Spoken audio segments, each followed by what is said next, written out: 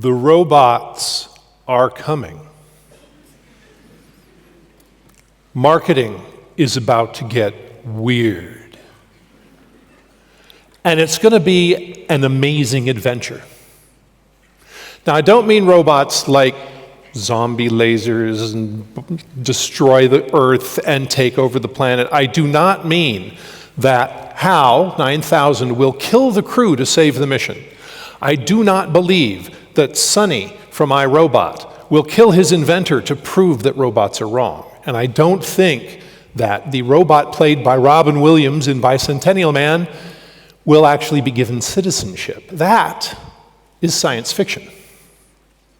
I do not believe robots will become sentient, but I do believe in narrow AI, specific AI, AI with a given purpose that we give it to help us do our jobs. But they are robots. So let's talk AI, big picture, big umbrella. AI is natural language processing, which can listen to the sound of my voice and determine that that is speech, and this is just noise. It's a neat trick. So it takes speech, converts it to text, converts text to meaning, and it can listen and respond so we can converse with our phones and our computers. And we can have self-driving cars and robots, because robots. But machine learning is what we care about. Machine learning is what's going to change our jobs. And it is the next evolution of software. Now, I'm going to assume everybody in this room have written some lines of code, whether it's C or Java or HTML or Fortran and COBOL. And it is code. It does what you tell it to do. It does what you tell it to do, and it only does what you tell it to do. And if it doesn't understand, it spits out an error message, or, worst of all, But a mathematical model, it's a different kind of software. It's a platform. Okay, it's an Excel spreadsheet. And you put in the numbers, you put in the formulas, you change the numbers, you change the formulas, and you see the iteration, and you play with it until it looks good, until it makes you look good. And then there's statistical analysis, much more sophisticated. Yes, you do want to get a degree in statistics to make this all work for you, but it is looking at the data and figuring out what direction it's going so you can predict where it is going to go. And you create a model, and you see if your prediction is true, and if it is, that's great. It will help you for a while. Because as George Bach said, all models are wrong. Some models are useful. The useful models are great for a little while, and then they decay. But machine learning is a different animal. The computer looks at the data to create its own model by example of the data, and then if new data comes in, it changes its mind. It can look at data, make a model, and change its mind when it gets new data. This is a different kind of software. We've created software based on how we think the human mind might work. We don't know. But if this is how the human mind works, and we imitate that in the machine, we can say it's artificial intelligence, but it's not. We can say it learns, which it does, sort of. But we can say that it's very useful and valuable because intelligence is the ability to adapt to change. Machine learning comes in 3 flavors. And if there are any data scientists in the room, you can go ahead and take a nap. I won't be too long. I'll wake you up when I'm done. 3 kinds of machine learning: supervised, unsupervised, and reinforcement. Supervised is when you know the answer and you give the machine lots and lots of examples. So you have to give it labeled data. You want the machine to recognize a cat, you give it hundreds of thousands of pictures of cats, and you label it, that's a cat, that's a cat, that's a cat. And the machine looks at it and says, well, what do these things have in common?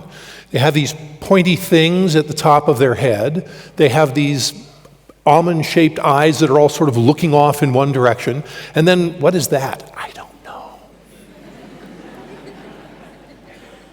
A child says, maybe it's an otter or an ocelot, and the computer just has no idea whatsoever. Lots and lots of examples of labeled data, you know the answer. Is it a cat or a croissant?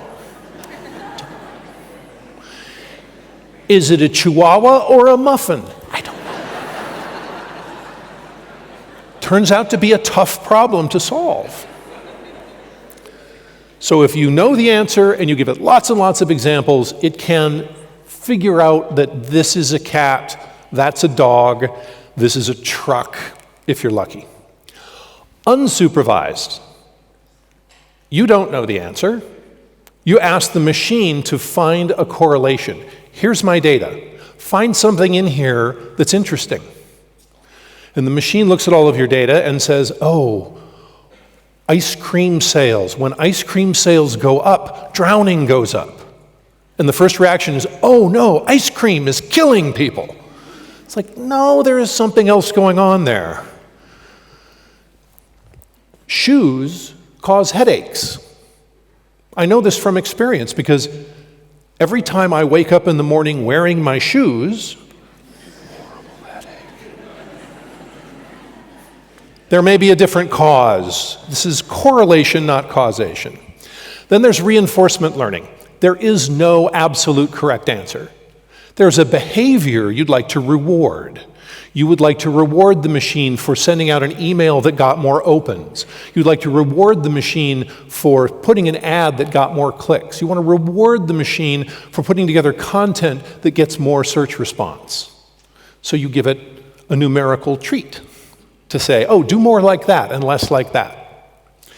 Supervised, unsupervised, reinforcement. Supervised is great for saying, here's the new people, the brand new customers I've got, and here are the people who've never purchased from me. Look at their behavior so the machine can tell the difference.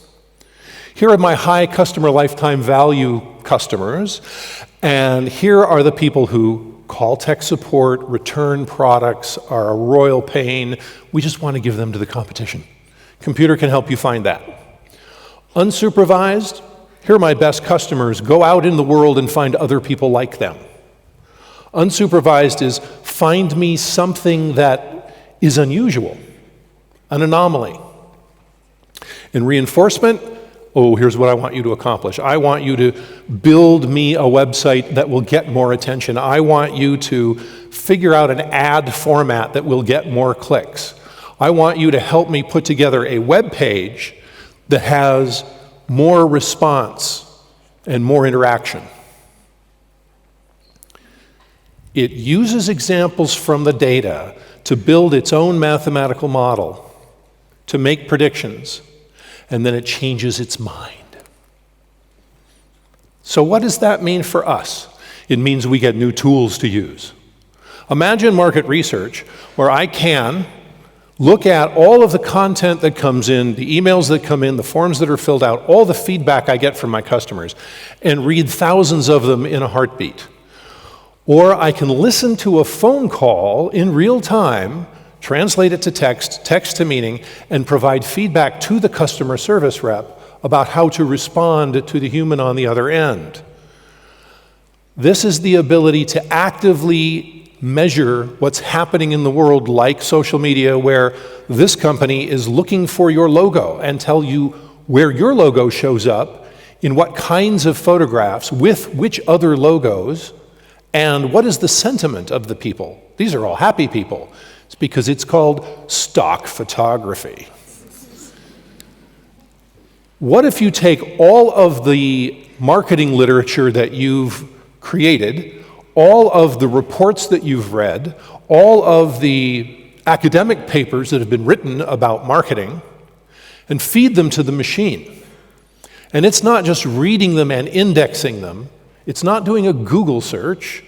It's doing a semantic search, where I'm going to say, I want to see all of the articles about marketing this kind of a product, and with a budget between X and Y, in the past period of time, into a certain territory where they've put a dog in the commercial. And it doesn't just say, here are 17 articles that might talk about it. It says, here's the paragraph, and here's the PDF, and here's the chart that are specifically about these things. It's doing market research. So whether I'm doing audience targeting, message creation, here are the words that I use, and it has an understanding of language, and it creates hundreds and hundreds of ads or landing pages to test and to optimize. Ad spend, loyalty management, test coordination. This has become a bigger problem where I have 100 tests I'm running at the same time. How do I make sure that this test doesn't conflict with that test?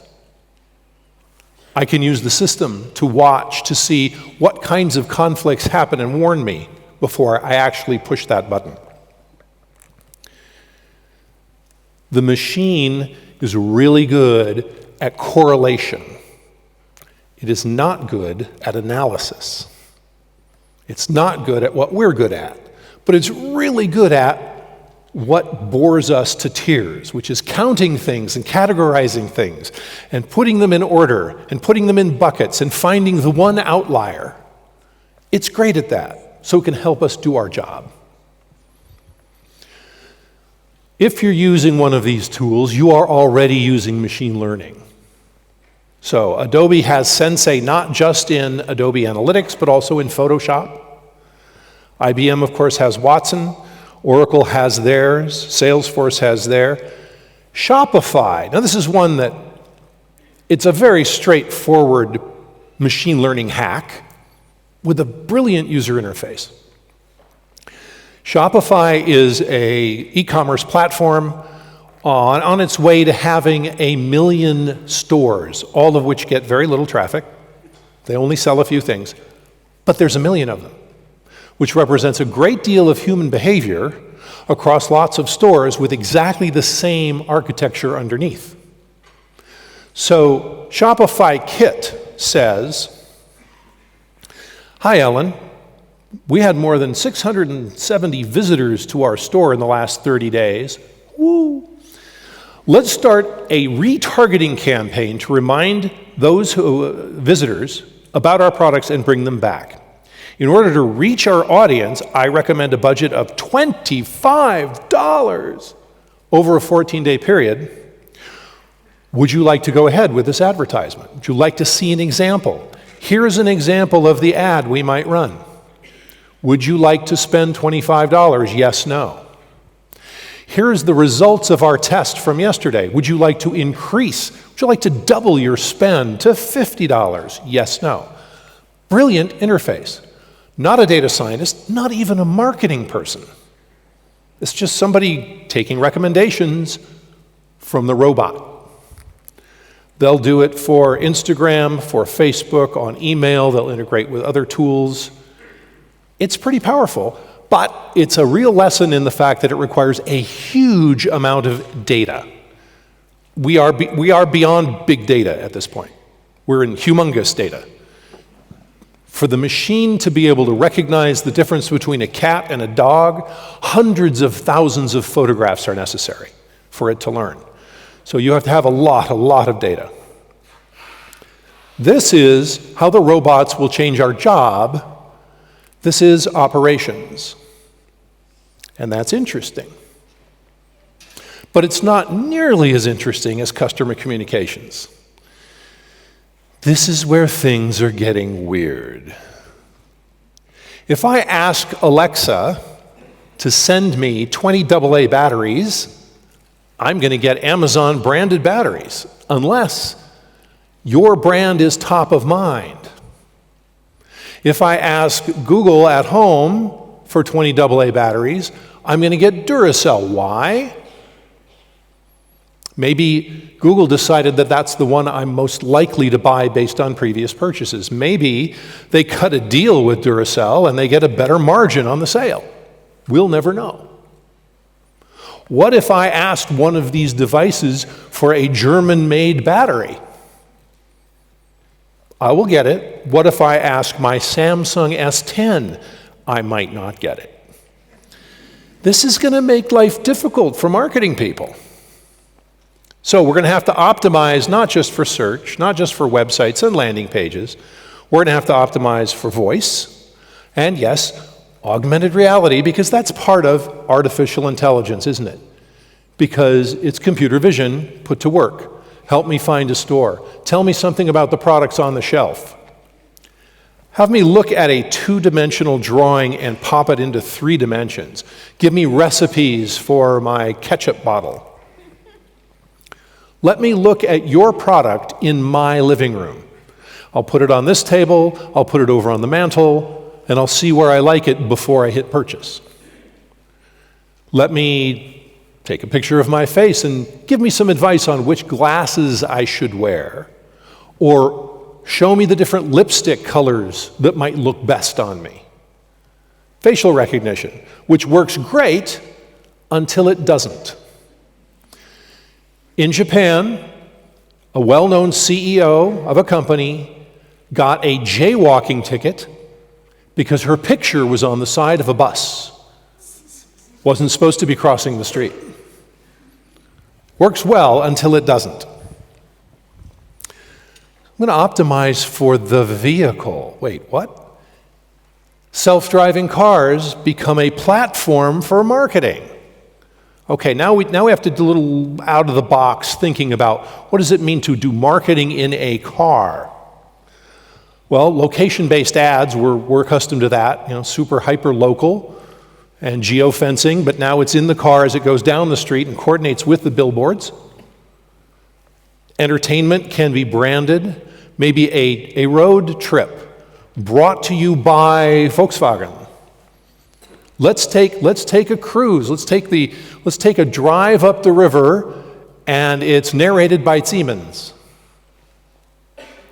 And oh, by the way, be prepared to deliver goods to the car. So Amazon has this system already where I put a lock on my front door. And the delivery man shows up, pulls out his phone, punches in the code. The camera is watching and knows who he is. Punches in the code. The door to my front door of my house opens, puts the package inside, closes the door, everything's recorded, and I don't have packages stolen from my front of my house. Or they could just be put in the trunk of my car, provided I have the right model car that Amazon is talking to. So I'm going to have to optimize for all of these things, and then the partnerships between all of those people. Federated marketing data sets.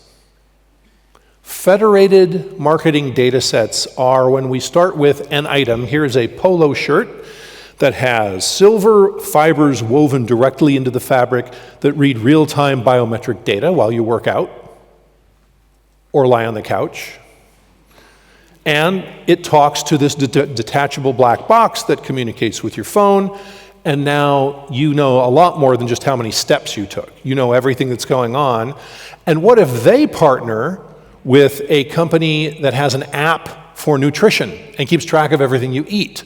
And what if they partner with a local health food restaurant? And what if they partner with the grocery store? And what if they all work together sharing this data about you, and your refrigerator knows what you're running low on, and Netflix knows when you're going to run out of snacks to watch in front of the TV set? That's a partnership you're going to have to worry about tomorrow. But it gets a lot more interesting. It gets a lot more interesting because we have a lot of data. A lot of data. Here's a company called Zeta. Zeta has data on 350 million people, which is more than the population of the United States. 3,000 attributes. How do you have 3,000? How can you possibly know 3,000 things about me? Turns out, it's not that hard. There's my identity, my name, where I grew up, my phone number, my fingerprints, the noise that my laptop makes when I go to log in somewhere. There are the things in my history, my education, my traffic tickets, my divorce. I haven't had one of those yet. There's the things that I tell the world that I like, the preferences I set, and the things I click on. There are the things that I own, my house, my car, my clothing, my glasses. There are the things that I actually do, my behavior, the mouse movements. How I move a mouse is different from how you move a mouse. And my feelings, my attitudes, what I'm posting on social media, what I'm saying about how much a great time I'm having at SMX. It's out there in public. That's a lot of data. And if we had 4 more days, we could talk about that, but we don't.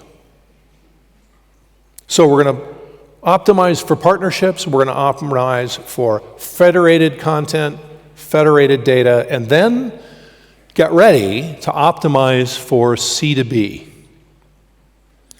B2B, business to business. B2C, business to customer. C2B, customer to business, where the customer is actually finally completely in control of the relationship. So here's the premise. You own your own data. You own it.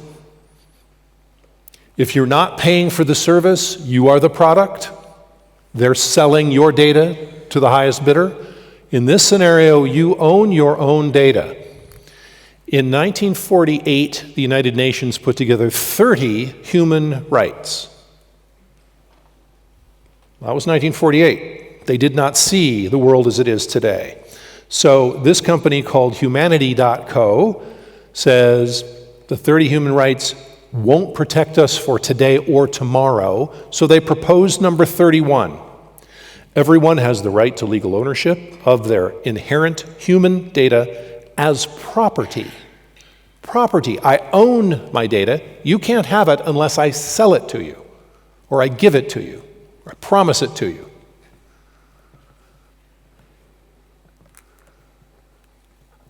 How is that going to work? There's a group in Harvard, so you know CRM, customer relationship management. There's a group in Harvard doing VRM, vendor relationship management, that just flips it on its head. Been working on this for 10 years. They say, here's how it works. First, identity. We all have to have an identity that is global, and we are unique individuals identified as unique individuals. We have a framework that we can base that on. For the 2 people in the room who don't know what DNS is, give me just a minute to explain. It is domain name service. If you want to go to Amazon.com, you first go to the root server that says, oh, you want a .com. Go over to the .com server. .com server says, oh yeah, I know where Amazon is, here. And sends a ping, and Amazon homepage shows up on your device. That is a system that works really well because it's distributed and it's duplicated. So if one server goes out, there's another one somewhere else nearby that can pick it up and handle it without anybody even knowing there was a problem. So it is secure, it's safe, it's trusted because it's shared. Now, if we're going to do this, this is my identity, that's your identity. Now, I want to buy or sell something. We need an audit trail on that transaction. How do we do auditability? Well, for those of you who are playing buzzword bingo, blockchain, right? Have to mention blockchain sometime in a PowerPoint presentation. It's the law. So blockchain is going to give us the secure transaction auditability. So customers own their own data. Customers are going to store their own data. This is something we're not used to right now. I go and I use a whole bunch of websites and apps, and every single one of those apps asks me questions about my phone number and my email address and my username and my password, and a variety of things that they need to make the app work. And if one of those pieces of information change and I have to go tell all of those apps about it, it's not fun. I recently got the call from the bank that said, "Did you buy new tires in New York City?" "No." "Okay, we're canceling your credit card and we're going to FedEx, you'll have a new one tomorrow." Thank you. Cool. That was great. Terrific service. Their machine learning system saw there was a transaction that didn't make sense. They took action. I was out no money. And then I had to tell all of the services on the internet that I had a different credit card number. That was not fun. So let's flip it on its head, turn it around to where the customer has their own data in their own data pod, and those apps have access to that data. And if I change a credit card number, I change it in my pod, and I decide which of those apps have access. And I make sure it's very secure.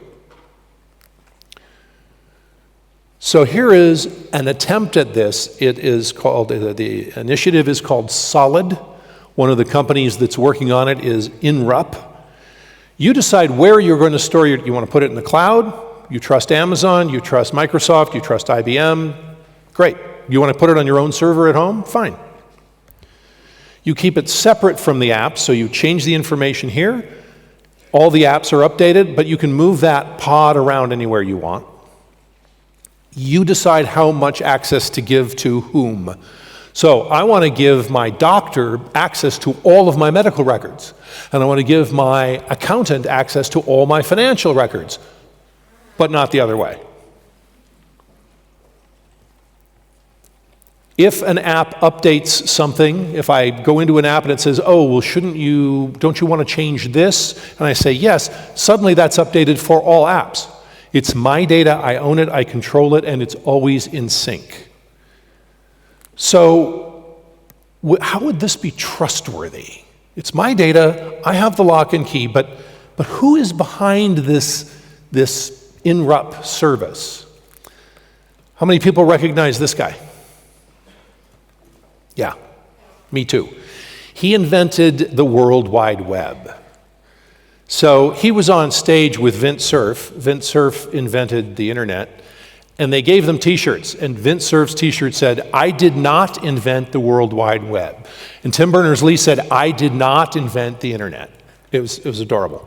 So he has been warning people that there's a problem on the internet. It's not working the way we wanted it to. It's full of bad intent, bad actors. And he thinks the web is sick and it needs to be saved from corporations and governments and being given back to the people. So in my book, Tim Berners-Lee, trustworthy. Okay. So I'm interested. I think this has legs. I think it's going somewhere. So you own your own data, you store your own data, and I think people will want their own data. Because who do you trust? Do you trust Facebook? No, because social networks, they put your privacy at risk even if you don't have an account. Article recently written by a 14-year-old girl whose parents said, "You may not use social media until you're 13. And when she was 12 and her two older sisters were on their phones all the time, she was so frustrated. "Why can't I?" "You're not old enough." "Why can't I?" And then on her 13th birthday, said, "Yep, here you go." And she went onto Facebook, and she saw that her whole life, her parents and her sisters had been posting pictures of her. Cute, adorable pictures of her spilling her soup and having a crying tantrum and hugging her little teddy bear, which were absolutely mortifying to a 13-year-old girl. She had a horrible time coming to grips that her privacy had been so violated, and she was not asked, she had no access to it, she didn't even know it was going on. Who do you trust? So if nobody is trustworthy and I want to own my own, I'm going to have my own security, that's great.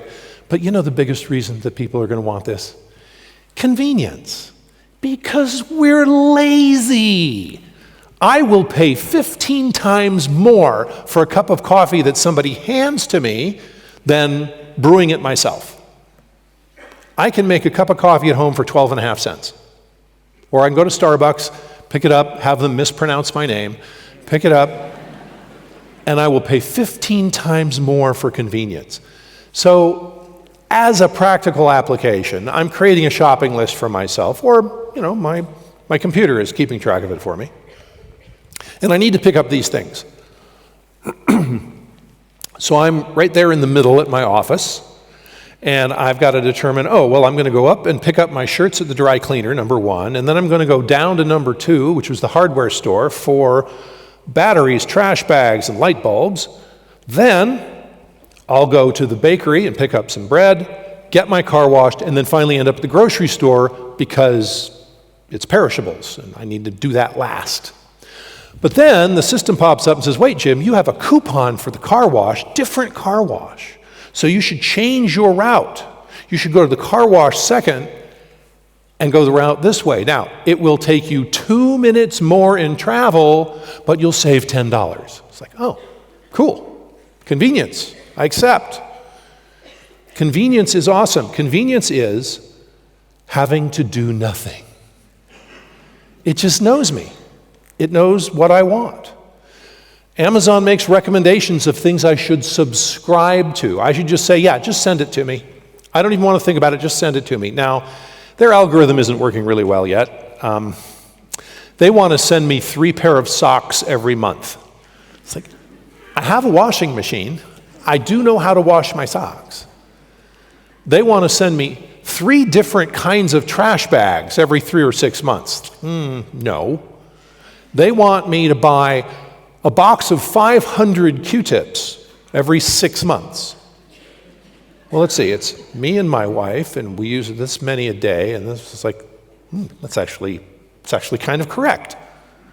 But I do actually subscribe to a water filter for my system at home, and I subscribe to it because I have to change it every 6 months. And I can never remember that. I don't keep a calendar of things I'm going to buy 6 months from now, but actually I do. Amazon does that for me. And this is a facial soap that my wife likes. I live in Santa Barbara. They used to carry it at the local hardware store, the local pharmacy, and they don't anymore. Oh, we can buy it online. Oh, I can subscribe to it, and they'll send me 6 bars of soap every so often. How often does it show up? Whatever I say. The box shows up, and I say, oh, that's too many, so next time make it a week longer. Or, we're running out of soap, so I can go to Amazon and say, make it a week earlier. I subscribe. So customers want their own data, and they're going to want to run their own agents. Their own AI agents.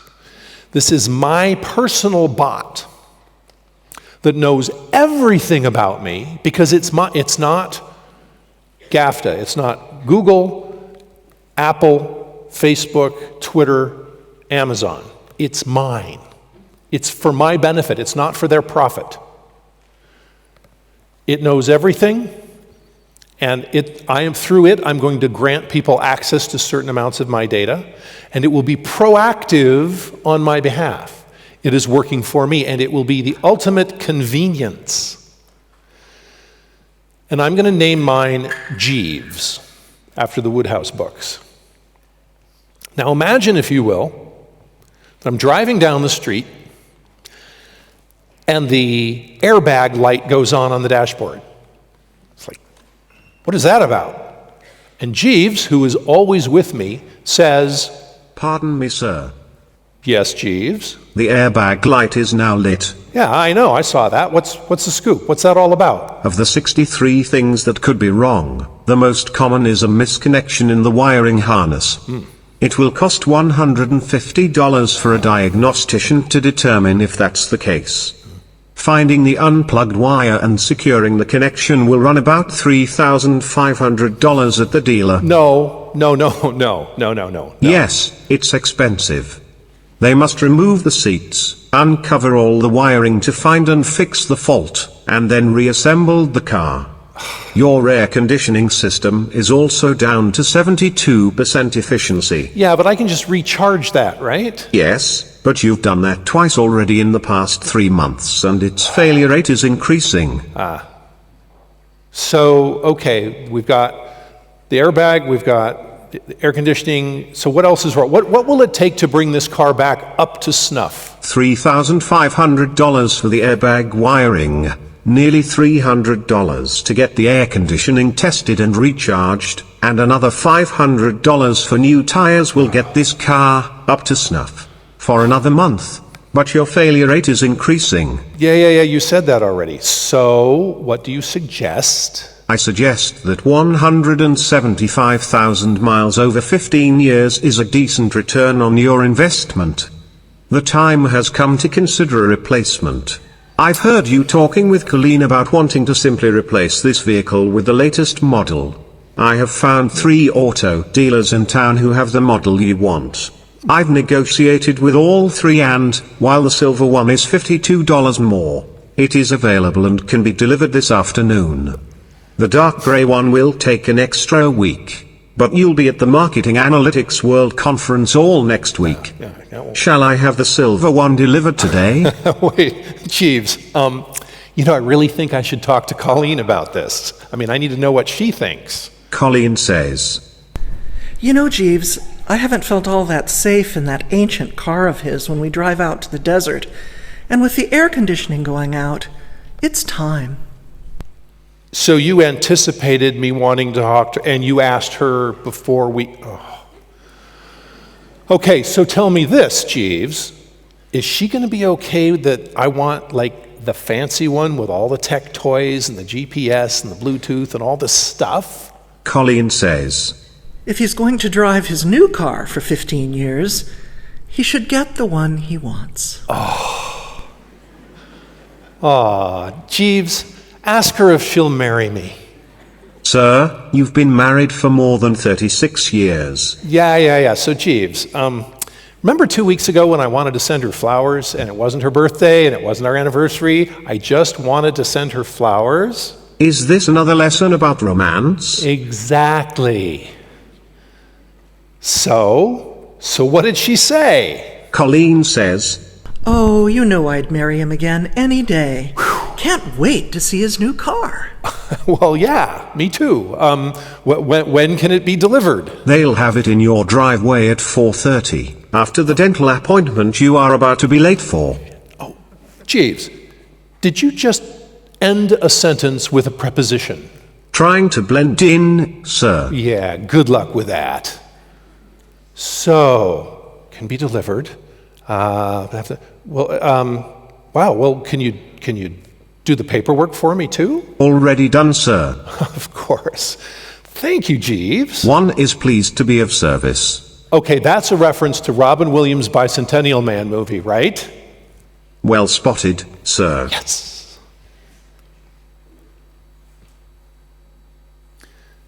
And that will be marketing. That sort of changes things. Okay, well, that's a big deal. That's a car. What about something a little easier, like the dishwasher in your house? Oh, well, the dishwasher in my house is going to go bad, 90% sure to go bad in the next 30 days because machine learning knows when the parts are going to fail. And Jeeves said there are 12 models that will fit in your kitchen, and of those there are 4 that will fit your style, and there are 2 that will fit your budget, and 1 will fit your schedule because you're already going to be home waiting for the painter to show up. Do you want it delivered? Yes, no. Packaged goods, well, clothing is already being done. Stitch Fix has you answer questions about what you wear, sends you samples for you to try on, and if you don't like them, you send them back. It's not going to take long for that to get to normal packaged goods that we buy, where instead of shopping and shipping, it will be shipping and shopping. You'll receive a box at home with 10 things in it. And I'll look at those and I'll go, well, 3 of these I was about to run out of. It's a good thing I've got these. And 3 more things are, I'm running low on those? Oh, I guess I am. I didn't know that. Thank you. And the other 4 are, no, I'll just send them back. Proactive selling stuff, shipping it to me and letting me shop at home and sending it back.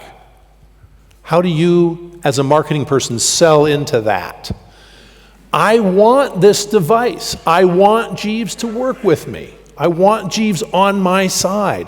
I want it to know that I need more eggs and milk. I want it to know I'm about to run out of gas and I have to leave the house 5 minutes early to get to my meeting. I want it to know that I'm going to have a dinner party, so I need to buy extra wine and cheese. I want it to know that I'm going to be out of town in Munich, and I want it to know when it's time to start wrapping this up. Okay, thanks, Jeeves.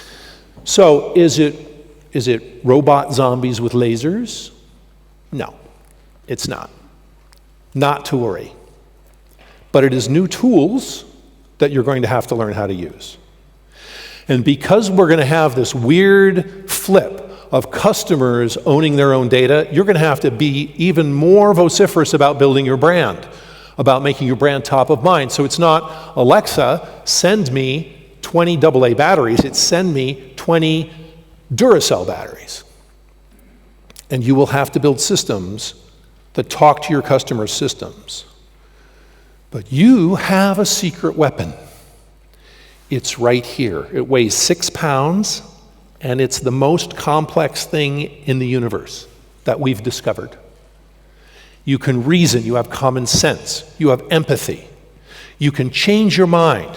You can think of one thing over here and apply it over there. That's something that we're not used to. You are always going to be responsible for 3 things. What problem are you trying to solve? What data is the most predictive to help you solve it? And does the answer that the machine spits out make sense? We're always going to be needed for that. So the robots are coming. Marketing is about to get weird, and it's going to be an amazing adventure. Thank you.